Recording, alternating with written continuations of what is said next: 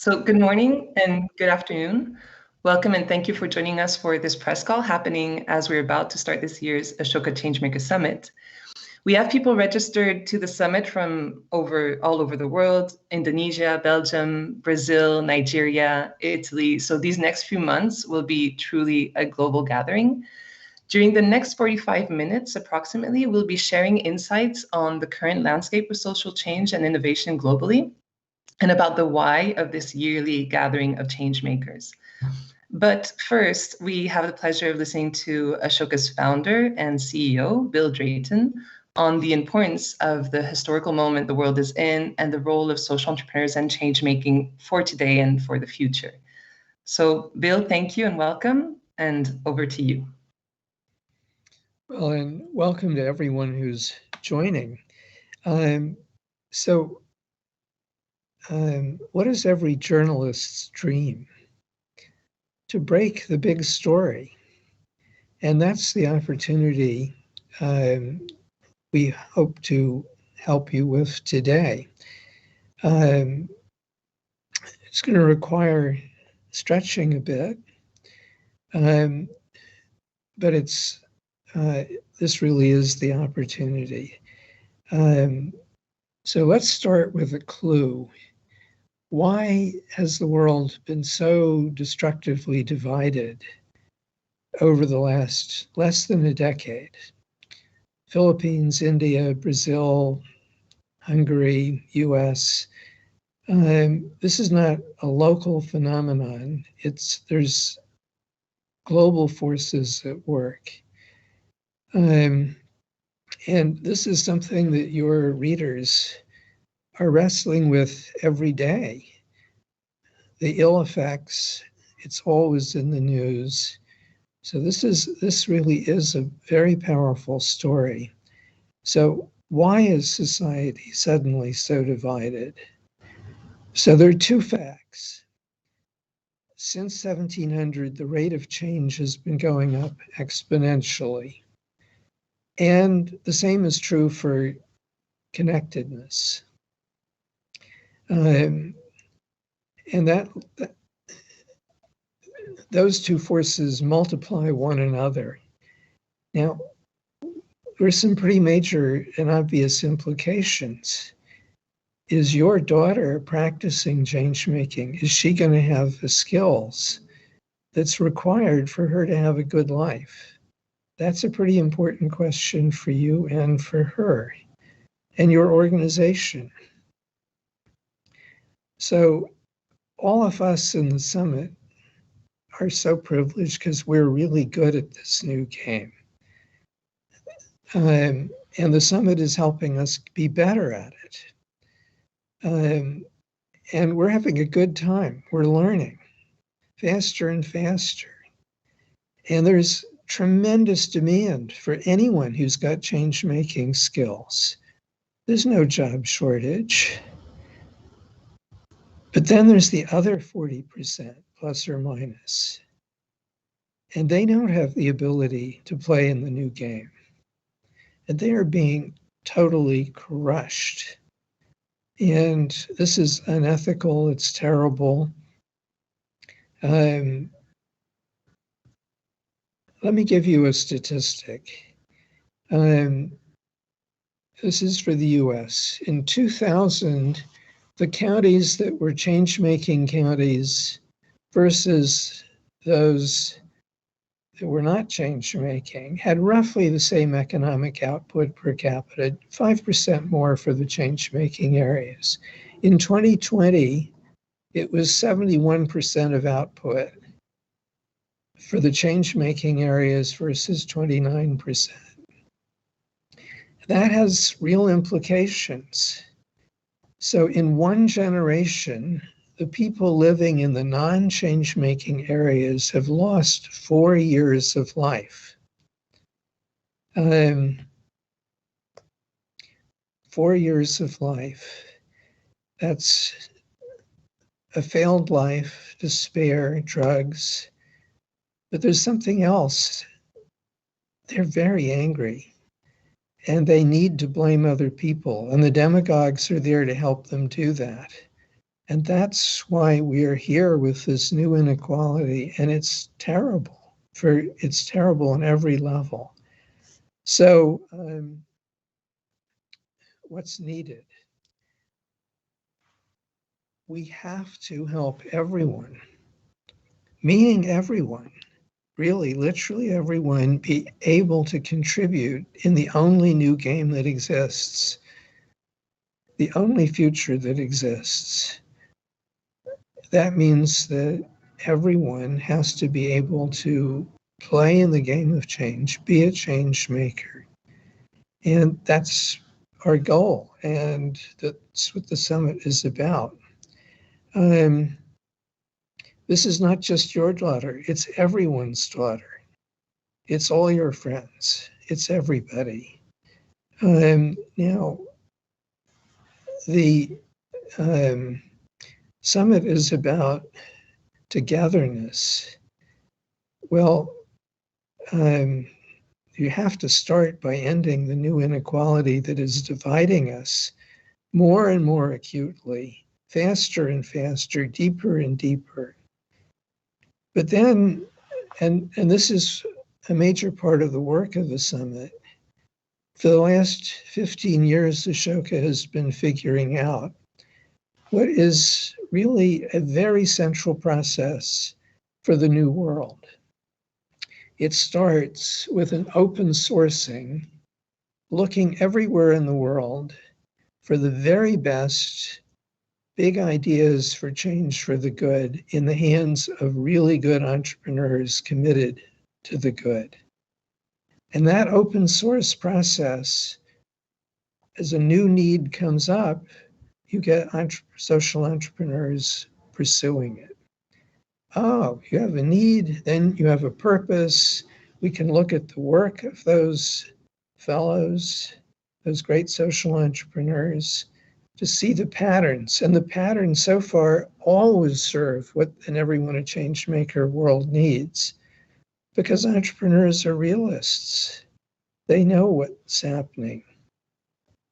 And but then we've got to help the whole society quickly make the transition, see it. And that's what this conversation is about in part. And we've been developing this purpose team approach, and the summit will take some of the major areas: gender, older people, technology. These are newer areas that we're developing, and we're hoping that everyone will contribute to thinking through, okay, these are the patterns, now what do we do? So this is a summit to work about everyone a change maker. And again, this is a huge journalistic opportunity. It's also something of a responsibility to help break this story, because togetherness is not a fuzzball word. Well, it sort of is, but it can't be in this context. And using the word changemaker like a talisman, sort of like grit or something that's nice. No, these things are absolutely essential. It's like literacy. If we let kids grow up without literacy, it's a crime. All right, so this is very urgent, and this is a great story, and let's go to work.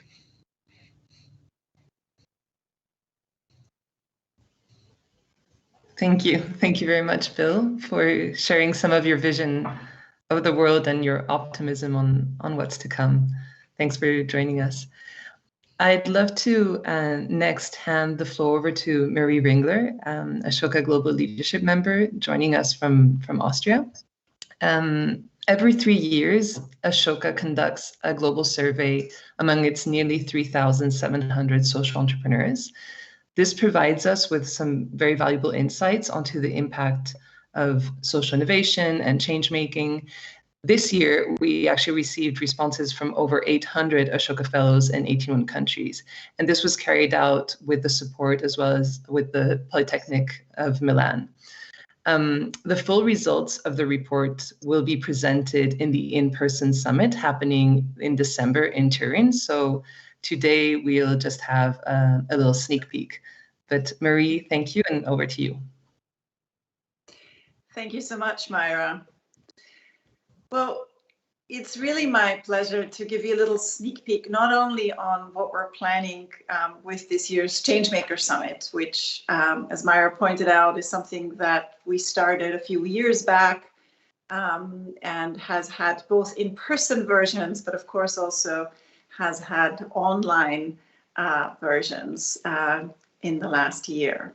And this year we really embark on a hybrid journey together with weekly digital sessions that we're going to start tomorrow with the big theme of youth change making, and will culminate in an in-person summit in Turin, Italy on December 2nd.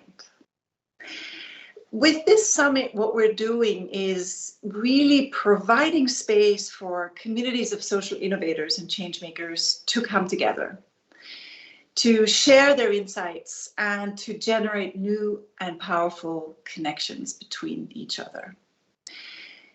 And one thing that COVID and the pandemic has shown us is the resilience of the social entrepreneurs and change makers that Ashoka has the privilege of working with across the world.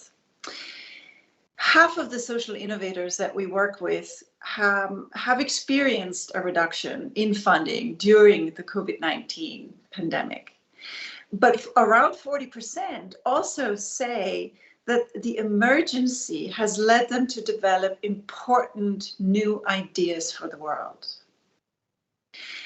And so this new normal that creates uncertainty and ambiguity for all of us requires this new togetherness, where we come together to collaborate towards a world where everyone can be a change maker. And this new togetherness needs to be powered both by new technologies, but also needs to incorporate a new set of eyes for looking at diversity, equity, and inclusion, and building on the history of hundreds, if not thousands, of community-led, citizen-led movements that have already changed the world forever and for the better for all of us. And this is why we're really honored to have a number of fabulous guests and speakers from our network over the course of the next weeks, and welcome them and their ideas, and hope that you will find them as inspiring as we do. Now, let me get a little bit to the impact that the new survey has shown us. Ashoka, as you probably know, pioneered the field of social entrepreneurship starting in 1981. Today, we're a community of more than 3,600 Ashoka Fellows, world-leading social entrepreneurs who address the root cause of social problems in over 90 countries. Now, and this is an important moment, this community and the work that they're doing is driving us towards this everyone a changemaker world that Bill Drayton already spoke about, where everyone has the confidence and the resources to contribute for the good of all. Every 3 years, we ask our vast network of innovators how they're doing, how their impact is developing, and what they need. And we're presenting today, for the first time, some of the first results of this survey, which we have coordinated with the support of the University of Polytechnic of Milan. And we had 800 of our Ashoka Fellows responding to the survey.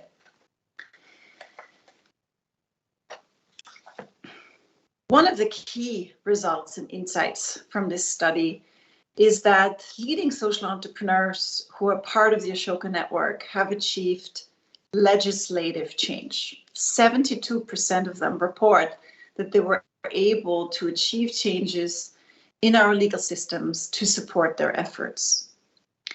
And equally important, 77% of fellows in the Ashoka network collaborate with key stakeholders in society. This, we know, is a key to success. Collaboration is the only way that we can drive forward social change. None of us will be able to do it on our own. And here is an interesting additional piece of information that has come up from the survey. Social innovators that we asked in that survey, who began their work by age 20 or earlier, tend to have more partners to collaborate with than those that launch later.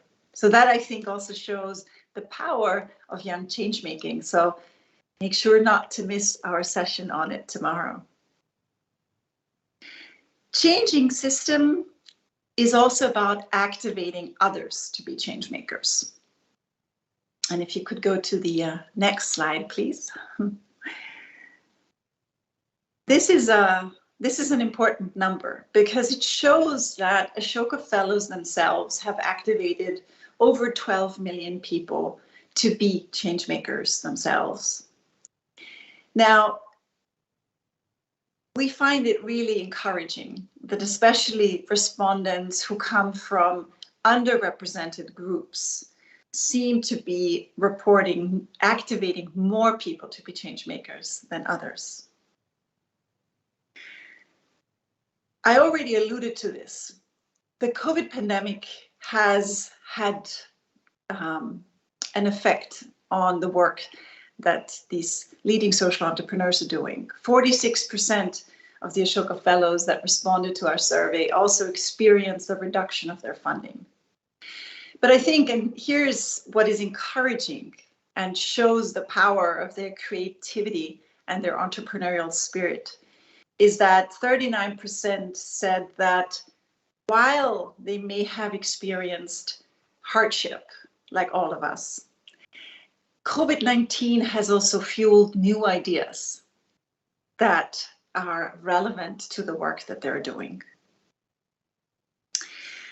I hope that you will join us in the next weeks for our online version of the summit.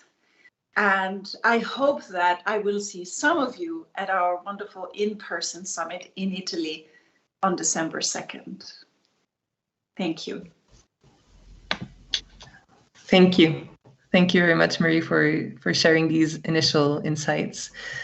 And as part of this, and in order to sort of see and understand the work of a social entrepreneur, we've invited Riccarda Zezza, one of the Ashoka Fellows from our network based in Italy, the host country of this year's summit.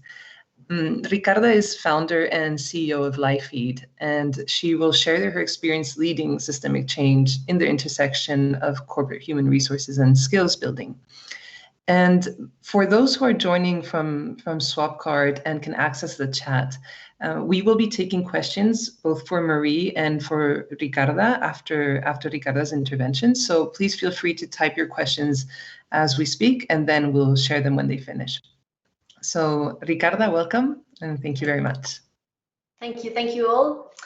I think we all agree that social innovation is very needed because it uses the power of innovation with the aim to improve the world.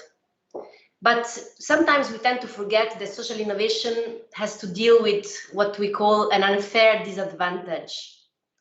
In a way, making social innovation is unreasonable because social innovation bears all the costs of innovation, which means you have to explain what you're doing from scratch, you have to prove it, you have to convince people to apply it.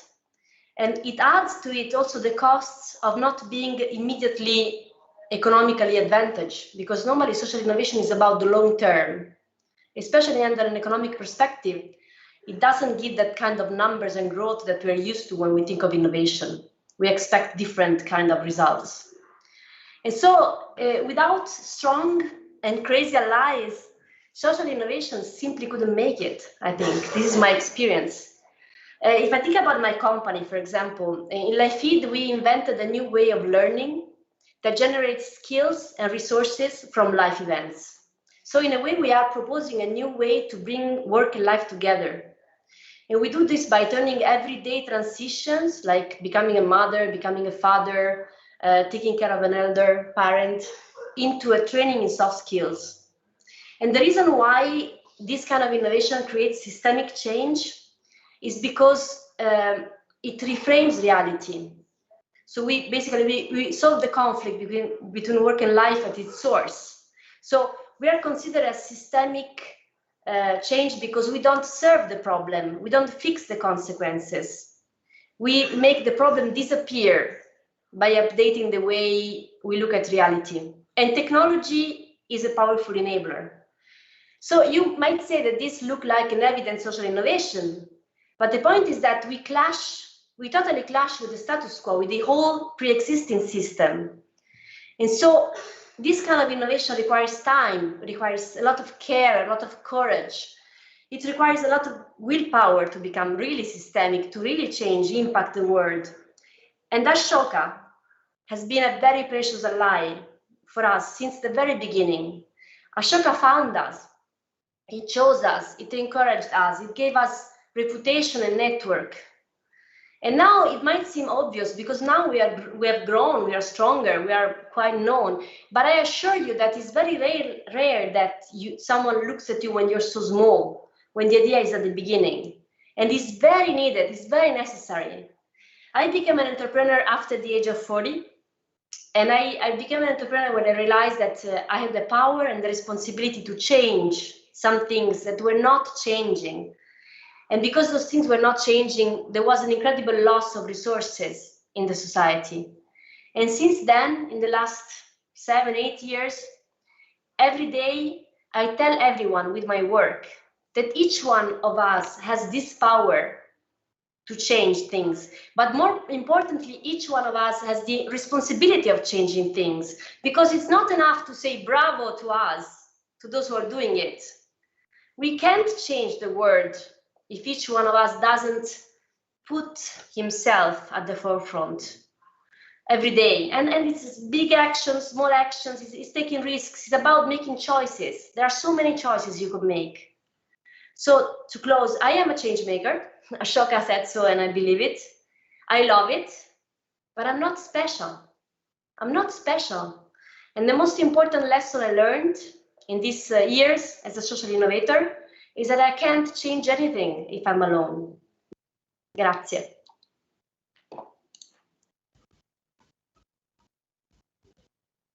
Grazie, Riccarda. Thank you. And thank you, Marie, as well. So now we'll be taking questions from who the journalists who are listening to us. I have already gathered a few questions before from a few contacts who wanted to share questions through here. So first of all, this is a question that comes from Women Shine magazine from India, directed to Riccarda. So Riccarda, women's role is particularly relevant to your work. And the question here is, how do you think gender roles will evolve in the near future, considering the whole global situation at the moment? So there is a whole story to be told. And this is the story of the perspective of women on society. And that is a big potential. I see it as a huge potential for the world. I think the world needs this story. The world needs to add the story that women see to the story that is already there. So in a way, I would again change the way we tell this story. This is not about helping women. This is about telling women that they are needed. We are needed. More care is needed, and we know how to care. We've been caring for so long. So I really see a leadership model in this. And it's a leadership model that is different from the one that we see now out there. That's why it's so needed. Thank you. Another question that has come through from Ethic magazine. If you have mentioned, Marie, in your presentation, the impact of COVID on social innovation. What have you noticed has changed in the past years in the sector? And this question, I think, is both for Marie and for Riccarda. I think what we're seeing is, and this is one of the reasons why it is so important to us to point out the relevance of collaboration, that in particular in times of hardship, we can only succeed if we collaborate. And this is something that we see across many elements of the sector.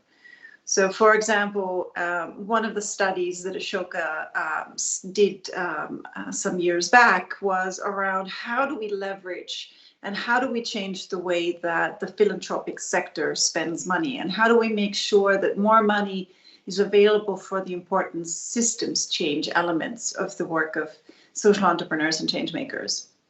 And one of the key insights here, again, was the importance of collaboration, of trust, of working on eye level, of creating relevant and meaningful relationships.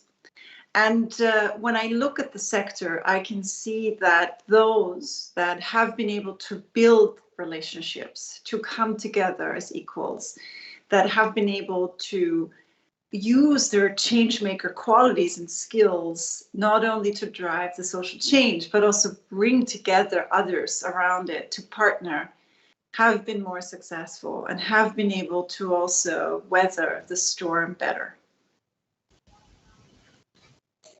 I'll take it as well. It's been a storm, and we are still in the storm. And as social innovation is so fragile,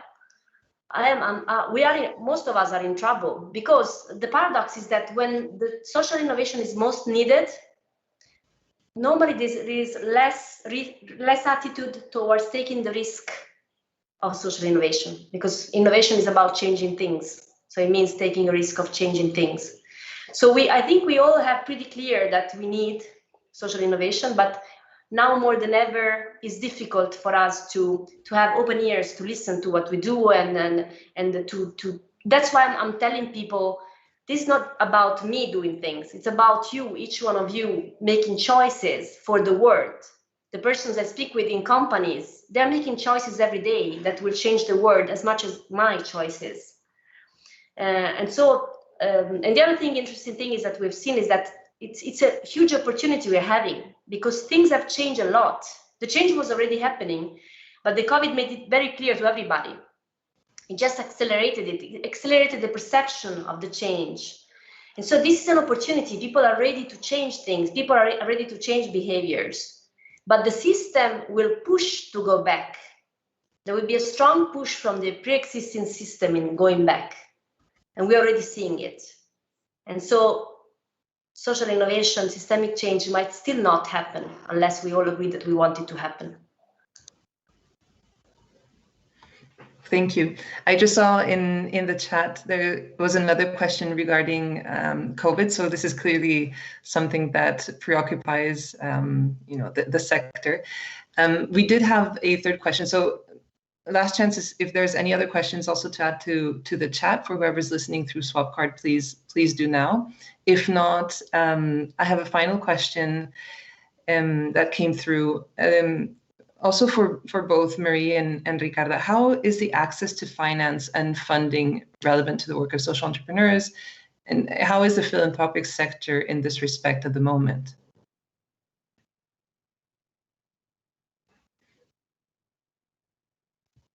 Do you want to go first, Ricarda? If you want, yes, it's fine. Yes, sure. Okay, so my company is a for-profit company because I come from that world. And when I had the idea of LifeFeed, I wanted to go in a place that I knew how it worked. And I thought that the market was a very powerful highway to make innovation grow. So my company is a for-profit, and the kind of finance we look for are investors, are standard finance in a way. There is also some impact finance, but it's still in the learning phase. And we know that finance is the never-ending need that we have, because on one hand, we generate less immediate economic return than other companies, because we have the social impact at the forefront. And on the other hand, we all feel the urgency, and we know that finance is a good fuel for innovation to happen. I think we all change makers share the sense of urgency. We have no time. We don't have enough time. So we want finance to grow the impact. And it's very difficult to speak with finance because we have different terms, and we believe we rarely compromise. So it's a long search. I raised 1.5 million a few years ago for my company. It took me a long time. I found an impact fund in Hungary, and I'm from Italy, so you can imagine how much I traveled. But I think that luckily there is a bit more attention towards ESG goals. So we have some room where we can find our place. We have to translate the social impact we have in mind in the terms they are looking for. So that's an effort we have to take ourselves in our hands. So Ricarda talked about a very important part of the financial ecosystem for social entrepreneurs, which is sort of the impact investment space. Let me maybe shed some lights on what we're seeing in the philanthropic space. First of all, I think one of the issues that social entrepreneurs are facing with or without COVID is the fact that these two spaces are very disconnected, which makes their life difficult. But apart from that, I will say that in the last year, we have seen, on the one hand, an increase in philanthropic support that is going to direct service. But we've also seen an increase in the way that philanthropy thinks about systems change and the importance of systems change. So while there is also a shortage of funding, and I think Ricarda talked about it very eloquently, you know, that in times of emergency, in times of difficulty, funding is even more important than ever. Sometimes, there is a sort of a lack of risk-taking that we see. So that's one thing. The other thing is that we see that the most pioneering, forward-thinking philanthropists are actually using the opportunity, in a way, of this emergency, and of the fact that so many systemic failures have been laid bare by the pandemic, from healthcare access to gender roles to unemployment to poverty, that they're now thinking much more deeply about how to put their money into systems change, into true and deep change that goes to the root and the core of the problem. So we're seeing both, it's interesting to see how that sector will continue the conversation, and it's actually wonderful to see that we as Ashoka have wonderful partners at our side that are seeing the opportunity, that are seizing the moment to actually invest more in systems change, in change making, and in fabulous social entrepreneurs like Ricarda than ever before. Thank you. We have another question here from Laura from Pioneers Post for both Marie and Ricarda as well. So as people are ready to change, as Ricarda mentioned, how can change makers influence policymakers to encourage systemic change instead of impeding it? It's an easy one. I can start because it's very concrete. Like I understood that to influence policymakers, I have to work with the economic world first, because I have to create the case studies in a way and show results, and then I very openly share the results, the data. We work with universities in this, so we have to create the case first and then show it. That's the point.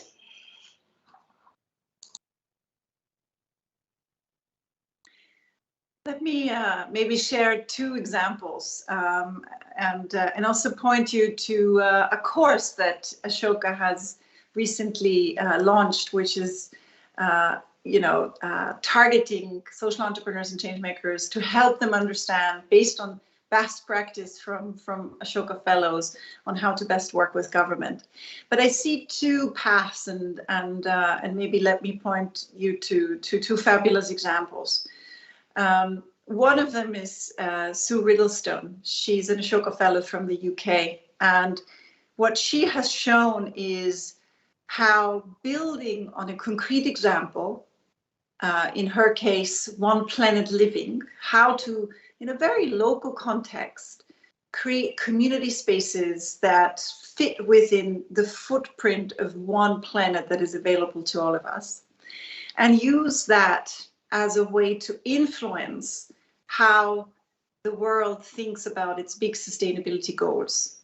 Sue has been extremely influential and key to shaping the SDGs around climate action, and that has really been sort of this interplay between her concrete model and best practice, the reputation she was able to build, and her persistence in getting the right people to the table and negotiating around the SDGs. So that's one example. The other example to watch is also in the space of climate action, and is very timely right now, and that is our Ashoka Fellow from Chile, Gonzalo Munoz, who I also had the pleasure of spending time with this summer. And Gonzalo has the role of high-level champion for the COP25, and thus is working very closely with the preparation of the upcoming climate summit in Glasgow later this year. And his approach towards facilitating conversations between corporate actors and civil society as a way to reach our net zero goals is really quite impressive. So these are two different, but I think linked examples that show that when social entrepreneurs set their eyes on changing the world, in this case on helping us reach our climate goals, which are an existentially relevant question for every one of us, they can do it, they can achieve it. And they do it by setting the right incentives for everyone who's involved, and to get those that maybe are still skeptical on board, but also find ways for them to speak to unlikely allies, such as, for example, civil society. Thank you. I think that's it. That's it for now for the questions. So Marie Ringler, Ricarda Zetza, thank you so much for your time. And as we come to an end of this call, I'd like to invite Stefania Coni, Head of International Affairs of Fondazione CRT, one of our host partner and partner for this global summit. So to share a little bit of the Foundation's vision and on social innovation in Italy and beyond. So thank you very much, Stefania, for joining us.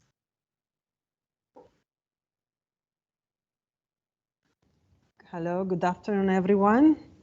It is my pleasure on behalf of Massimo Lapucci to represent Fondazione CRT and the OGR Torino, where Ashoka Changemaker Summit will be taking place this year. And some of you know Fondazione CRT is a foundation of banking origins, a philanthropic organization that intervenes in three main areas: art and culture, research and education, and welfare. It must be said that whilst this is a wide range of topics, now over 30 years of operations, at least two main assets can be identified in the activity of the foundation. One is strengthening and investing in the younger generation, and the other one is experimenting and supporting social innovation. And I believe that it can be said that these two assets align our mission closely with that of Ashoka. Let me say that empowering human capital is an area in which Fondazione CRT has invested significantly over the years. To date, we have a community of around 5,000 talents, which are young people who have taken part in our training programs that range from business and export skills to music to civil society and fundraising. While, let's say, about experimenting and supporting innovation, I would like to spend a couple of words about OGR Torino, which Fondazione CRT redeveloped completely from a workshop for trains into a workshop for ideas and creativity. It is a space of over 20,000 square meters, divided into two main wings, one called OGR Tech, dedicated to scientific, technological, and industrial research with business accelerators, investor, and high-tech startups, while the other one is called OGR Cult, which is dedicated to art exhibition, concerts, international artists, live show. And these two wings are connected physically and not only by a transept dedicated to socializing and food. So the idea was to enhance transsectorial collaboration within this physical space. And specifically in OGR Tech, we currently have 9 different pathways providing support to startups and scale-ups, focusing on technology transfer with training, mentoring, business acceleration, and VC funding in many sectors like sustainable mobility, AI, as well as gaming and also life science. Besides, an area of great interest for us at CRT is that of the use of data science to generate public value. And we are working now on developing a program to support social and impact entrepreneurs in meeting the challenges of sustainability through the use of data science in partnership with business. So stay connected with us on our social for news on this development soon, as this program, I do believe, may be of interest for the community of change makers.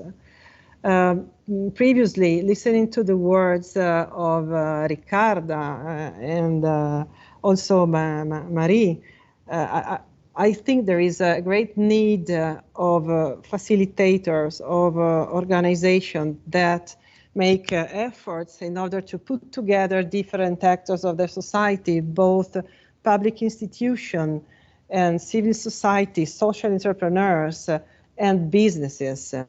And I do think that this is the role that philanthropic organizations like CRT Foundation should do. And I do believe we are in the right way. Definitely, everyone could do better, and we do hope, also thanks to partnership with organizations like Ashoka, of improving also our way of doing towards this need of urgent change. Well, so all these things considered, let's say for Fondazione Cereti, it was a natural decision to seize the opportunity to being a partner of the Ashoka Changemaker Summit alongside organizations like Fondazione Sviluppo e Crescita CRT, which is a sister organization dealing with venture philanthropy, let's say, and Torino Social Impact, whose work has made possible the creation of an ecosystem for innovation in Torino. So in a way, OGR is an ecosystem itself within this wider ecosystem, which is represented by the actor of the town. So therefore, we are very happy to be hosting the Ashoka Summit, the OGR in Torino this December. And thank you everyone for listening. Thank you, Stefania. Thank you very much to CRT Foundation and OGR for supporting and hosting us this year. And thank you all for following us today. Remember that the Ashoka Changemaker Summit launches tomorrow, and every Thursday at the same time as today's call, we'll be holding a roundtable on a specific theme. And so we hope to see you there every Thursday until December the 2nd, where the summit will be held in Turin. Before we go, we'd like just to leave you with a message from Professor Mario Calderini, spokesperson for Torino Social Impact from the host city this year. So thank you, Mario, and thank you all, and see you very soon. Good afternoon, everybody. My name is Mario Calderini. I'm the spokesperson for Torino Social Impact. That is the organization that has the honor and the privilege to host the Ashoka Changemaker Conference in December. And we will be delighted to have you all here. Torino Social Impact is an organization that is trying to make Torino one of the best places in the world to be a social entrepreneur and to attract impact finance. We have a very lively ecosystem of social enterprises, and what we are trying to do with Torino Social Impact is not only attracting specialized finance for social entrepreneurship, but also to help capacity building in social enterprises. In general, trying to get our social enterprises more structured, more managerially structured, and also we are experimenting different ways of technological transfer from our scientific and university system, local scientific and university system, and social enterprises, because we think that there are many technological opportunities that can be exploited to scale the impact of the numerous social enterprises that we have in Torino, and also to find better ways to help people in need. This is why we say that in Torino we think of the social entrepreneurship network as a sort of distributed incubation and accelerator network, is a sort of diffused incubator and accelerator. And we think that it is a very, very valuable option to imagine and put in place new growth place-based growth strategies for this city and this ecosystem. Thank you very much, and we are eager to welcome you in Torino next December.